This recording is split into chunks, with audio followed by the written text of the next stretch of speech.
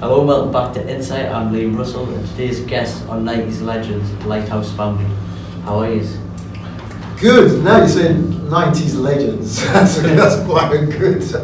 Yeah. Good, yeah. Does it feel nice to be called a legend? I'm just joking with you, mate. Nobody's ever said that to us before. Really? Yeah. I'm shocked at that. You've got some legendary songs constantly playing. Yeah, it's been a while, hasn't it? Yeah. I think that's great. I mean, I like that. I like the fact that the songs, when we weren't doing it, they were just getting played all the time. You know, so yeah. Kind of like, you know, they've been around for a long time. Yeah. Like I'm 18 and I know them. It's just must be we are seeing the different generations knowing the songs. Yeah, no, that is weird. Yeah. They're older than you. Yeah. That's weird for me. Yeah, but the song that I listen to is older than me. Yeah. Yeah. But he's on tour now, and we're in Newcastle at the minute, where it all began, nearly 30 years ago. How does it feel? Oh, it always feels good coming back here. Yeah. You know, I remember when we were just pulling in on the bus, and our drummer, Ryan, was saying, he says, it must feel great coming. I said, yeah. He says, yeah, of course it is. It's like, I mean, I moved away. I lived here for about 10, 11, 12 years, something like that, and then I moved back to London eventually, because, you know, what happens is after college, most of your friends, you're sort of like determined to stay here. Well, I was like, Newcastle, you know, we had started the band, but then slowly, gradually, all your friends slowly vaporize and move away. And so I just eventually moved back to London, but every time we come here, it's like there's always that deja vu kind of sense and feeling. To just think, like, you know, that was the street when I met Paul, and this was where it all started. Yeah. I used to walk up and down. I used to live down under the bridge there by the quayside. Oh, right, yeah. Yeah, so it's just lots of fun memories, and yeah, it's like a homecoming thing. Yeah, like you've got nothing reunion just there, which is where you went. That must be quite nice. Yeah, for me, yeah. The bus pulled up at the back of the, you know, the entrance. Yeah, it's like right in front of it. I was looking at the buildings and thinking, yeah, I used to have lectures in there. Yeah. That must be really strange. Yeah. It's actually brilliant. I mean, the thing is it's kind of like a bit of it's like, if you think, I mean, this is the thing that when you do this, it's easy to forget it. It is easy to forget it, but you got to the point in your life where you've had all these tunes out, you sold all these records, you came out of Newcastle and you played in the Newcastle City Hall again, like, you know, 20 years down the line. It's a dream, really. It's amazing. Do you know what I mean? It's absolutely brilliant.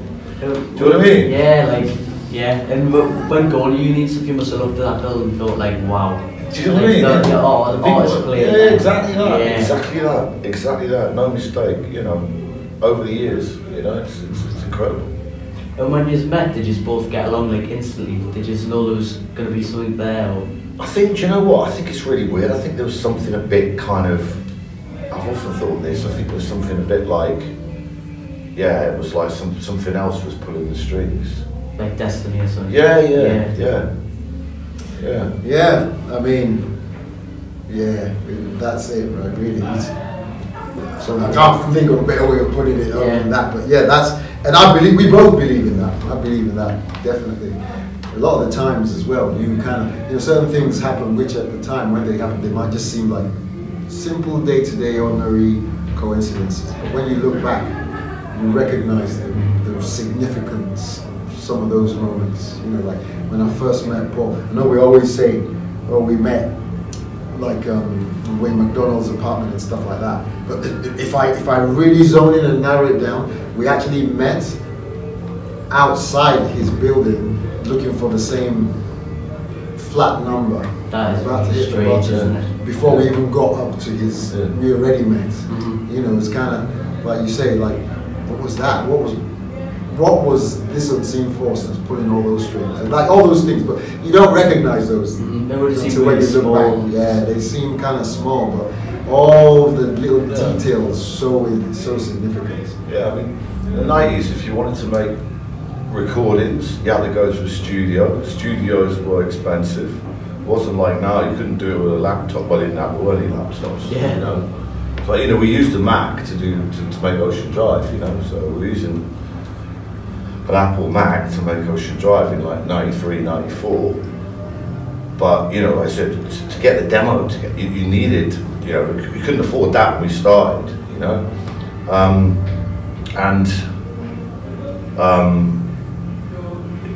mean, I'd written Ocean Drive a couple of years before we met. I'd always wanted to do something with it, you know.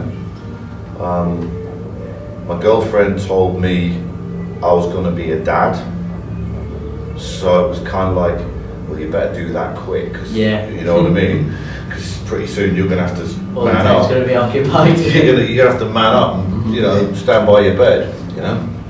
And the funny thing was, I mean, I used to wear, when I was at university, I used to wear expensive clothes. I'd spend all my money on clothes, you know.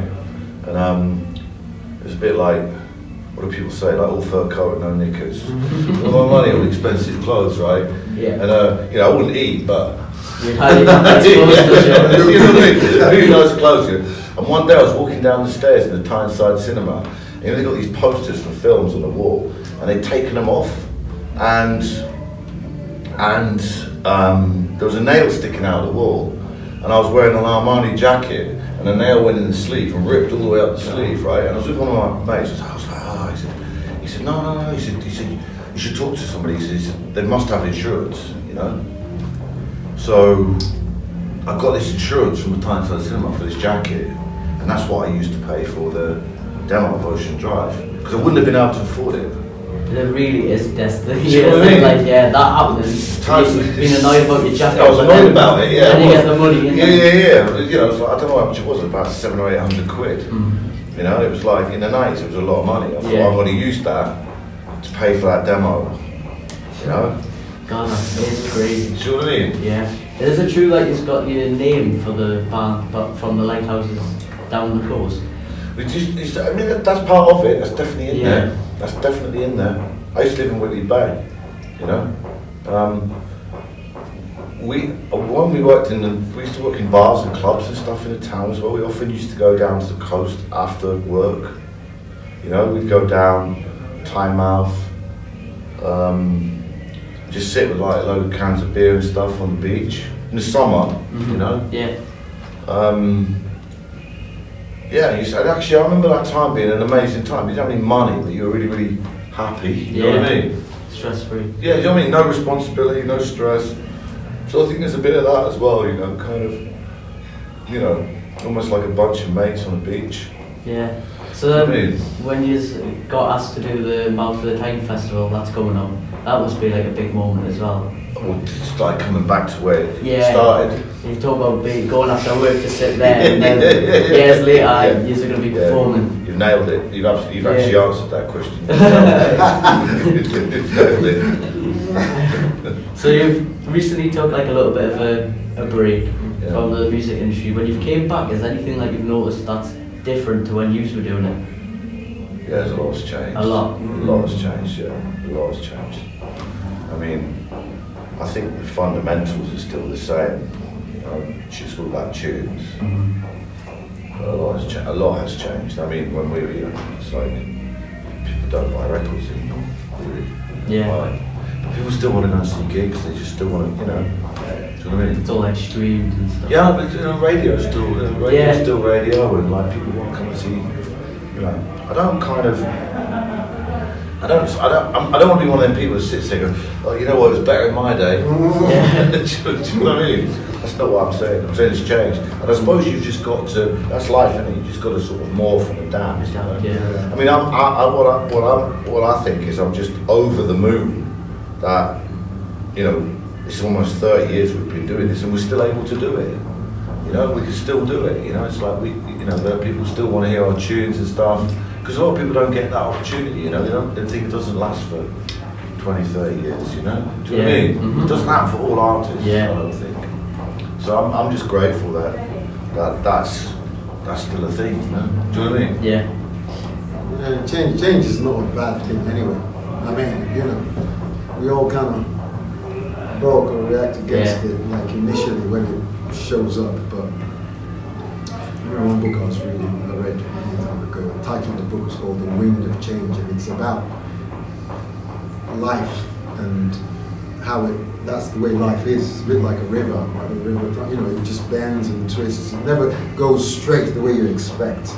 The most important thing is to learn how to go with the flow. Yeah. Do you know what I mean? And sort of, because like Paul was saying, that it's easy to sit there and start going, it was better in our day, this, that, and the other. Yeah. And you just be sat there, and life just carries on. You know, it does its own thing. But yeah, I mean, music industry has changed. It's changed. The people that run it are different. They're much younger. The way music is sort of enjoyed or consumed, whichever word it was, is different. You know, I remember back in the day, we used to buy records all the time. There were like loads of some record stores. I miss that actually. Yeah, I miss that. Yeah. As a student, you just constantly had like one side of the wall of my room was just full of vinyl records. I've got like a little pile of records that I kind of put. Yes. Nothing compared to what people had. So, but that's the thing, I suppose. We never really talk about that, did we? That was great going into town. There used to be so many record stores, just going all different record stores. It was a thing, wasn't it? Being able to share them as well. It was great, you know. Just like, you know, I mean, it's almost like, well, there aren't any shops anymore. No. What's it? Do you know what I mean? Yeah. And do you ever get sick of singing? Hearing the songs that you have made? Like when you're going out with two ideas? No. Not really. No. Yeah. That's like, you know, I mean, we did a gig last night in Edinburgh, playing high, lifted, Ocean Drive, you know. Great. Yeah. I couldn't say anything else. It was amazing. Still like listening, still. Do you know what I mean? Yeah. It's kind of like, you don't, you know, it's like, I suppose in a way it's the thing, it's like, you know, it's kind of, you know, when we play live, we kind of, you know, obviously we think about what we want to do, what we want that to be like, you know. People coming in, you know, obviously we've made a new record, but you know, everybody knows Lifted and High Ocean Drive, and you kind of, you feel like you're sort of, you know, you're working out what you want to do. I mean, for us, and we've always done this, it's almost like we play the record that we made, you know, we play Ocean Drive, we observe like the script of the record, it's almost identical, but I think what it is like, you just want to bring that live energy to it, so it's got that big sort of live sound pressure. You know, we look at it more like a kind of, I don't know, like, I mean, I used to watch U2 a lot when I was a kid. You know, and you have this great thing when the crowd and the band are together, and it's like, that's what I want to happen, and I want it to be like, yeah, that's the record, it's exactly like the record, but it's really loud and it sounds mint. That's kind of what we want. And you know, play some of the new songs as well, but, you know, I went to a gig at the Arena. I'm not going to say whose gig it was. It was like an artist from a few years back, and I was looking forward to hearing these songs from a few years back, and they just wanted to play their new record, and I was like, oh, I've just sat here for an hour and a half. And you know what I mean? I was disappointed, you know? Yeah. So I suppose in a way, what we do is try and sort of put ourselves in the seat of the person who's bought a ticket, and think about it from... See how they would think, what would they want to I agree with that. Yeah. And the other thing is like, you know, it's because that question, it almost assumes that every time you perform a song, you sing a song live, obviously, the way the question sounds like, it assumes that every time you're just doing exactly the same thing. And what I find that's not actually the case. Not so much based on what I'm doing, you know what I mean, everybody, we all have fun and stuff like that. But it's the crowd that makes it different. It's like the reaction is always different. The stories that come when you meet people afterwards or before the show, the stories that they tell you in relation to those songs are always different. Yeah. So it's like every time it's just something a little bit, it's like looking at a diamond and twisting it a little bit and you see a different side and you see a different side. And that, it just, I mean, fair enough if we were just listening to the same CD recording, that's it. Live performances and live it's just always different. You just never really know. Yeah. Like Paul said yesterday, like yesterday had everything, the excitement and everything. There were even people fighting in the audience. Yeah, that's a new one. Yeah, That's a new one. Yeah. Right in the middle of this kind of Lighthouse family song. Yeah. Just like big. There was some pretty Lighthouse family behaviour going on there.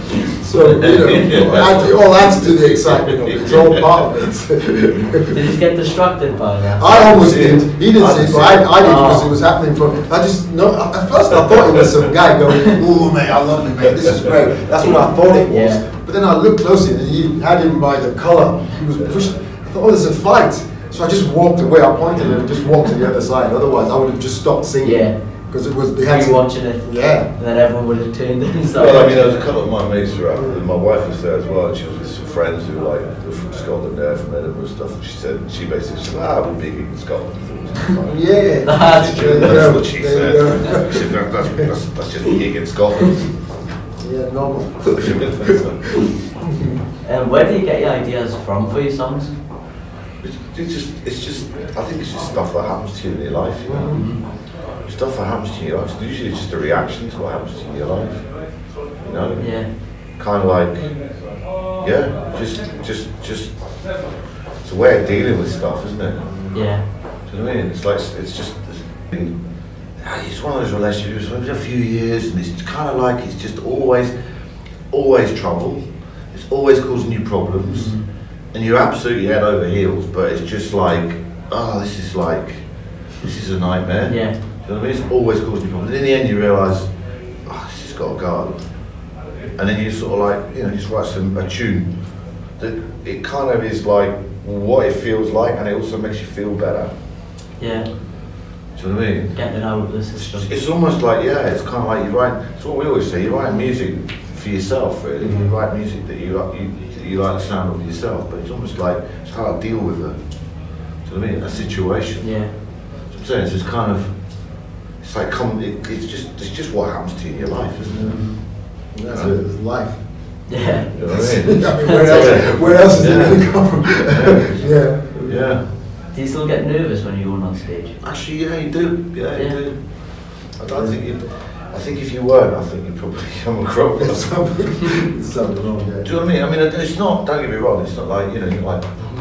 But it is. You do have a kind of a. I think it's a healthy Yeah. thing. Yeah. Everyone kicks in.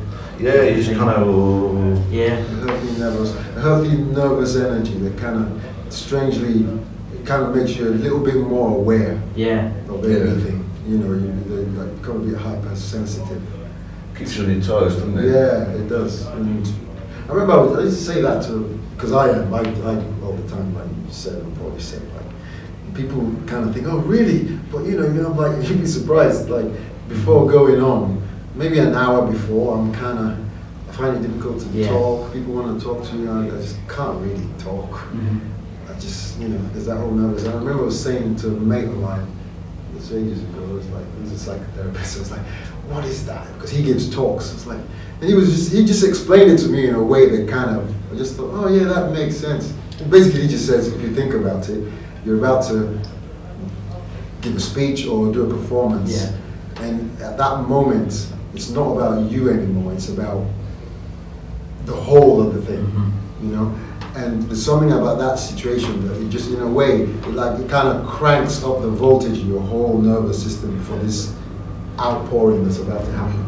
So even though you might interpret it as like, oh, scared nerves, it's a bit like some things just happened, the anticipation's just like turned up the dial a little bit, and the light bulb's shining a little bit brighter. But if you zoomed into that light bulb, it would be rattling a bit because of the extra voltage. Yeah. And it kind of, when he explains it, I just thought, yeah, I see what you're saying. It hasn't stopped me from still feeling nervous. I still do, you know, but at least you just think, okay, maybe that's what it is. Maybe it's normal. Yeah, it's normal. It's normal. And how do you spend like your time on tour? Touring. Yeah.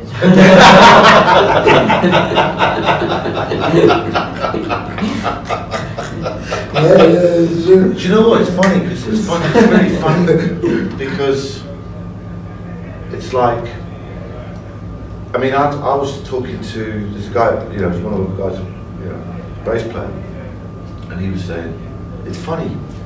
He said, because people say to him, he said, that maybe he'll be in, I don't know, Basel or Singapore or somewhere, or Paris, Berlin. And they say to him, did you go to the Louvre? Did you do this? Did you do that? He says, you don't realise that when you're touring, all of the hours in the day, you're actually getting your head ready for doing that thing in the evening. It's actually all, isn't it? Everything you do is kind of focused on that. It's not like you do that for a couple of hours and you go off and do something else. Yeah. You kind of just like the whole, isn't it? It's true, isn't it? It's true. The whole day, you're just kind of like, it's almost like you're building up to that point, you know? So it's kind of like, it's funny because it's like, it looks like you're not doing anything. You know what I mean? Yeah, I get what you mean, Do you know what I mean? Yeah. But, yeah, I mean, obviously, because we're doing it right now, so you know exactly what I mean. Yeah, absolutely. Yeah, it's true. Your whole kind of focus is taken up by that. Everything's pointing to a particular moment. Exactly that. Exactly, so it's like you're just there. Yeah. Okay, here it comes, here it comes, here it comes. You're kind of managing yourself. Yes. It's kind of like, you know, you just kind of like, don't you? You just kind of, it's getting yourself ready for that. Yes. I think that a lot of people just think like it's just kind of turn up at the time that they turn up and then just walk on, but there's a lot more to it than that. There is a lot more to it than that. Like for me, for instance, because as a singer, like lots of things you'd want to do. People say, "Oh, you're going," and I'm like you have to keep yourself reasonably in shape before the show. Yeah. Then even after the show, you still have to kind of manage yourself. It's a bit like currency. You've got to manage it. You can't just, because if you're going to do 2 more shows, one the day after and the day after that. So it means what happens is there's not much, you can't, I mean, I don't anyway. I mean, if you have a day off or a couple of days off, you can let your guard down and stuff. But apart from that, you're just constantly managing yourself for those, like Paul said, those like high points that are approaching. And in a way, it kind of makes for a sort of strange enforced discipline. Like, you can't just go off and just live the glamorous life. Yeah. Do that afterwards. Yeah, you do that afterwards, but that's what I'm saying. But this is what I'm saying. It's like while you're doing the you know. It's what Steve said to this guy. Steve says, I'm not on holiday. I'm working. Yeah, that's what he said. Yeah, I suppose the thing about it all is like it's for the different sides of the fence. You know, people watching and just coming to enjoy. Yeah. Because I remember, like, you know, I know when I go to gigs and stuff like that, you just you're excited. Yeah, you're excited. And to see Prince, it was fun and stuff. But I'm sure for the artists on stage, it's different. You know, so it's different. For some people, it's very entertaining. For you, you want to enjoy it, but you got to get yourself to the point where when you get on stage, there's a certain point when you're on stage where then you're just you're relaxed, and then you can enjoy it. Cool. Well, thanks for taking the time out. No, it's good talking to you, man. Yeah, it was nice to meet you. Nice to meet you. Thank you. Nice one.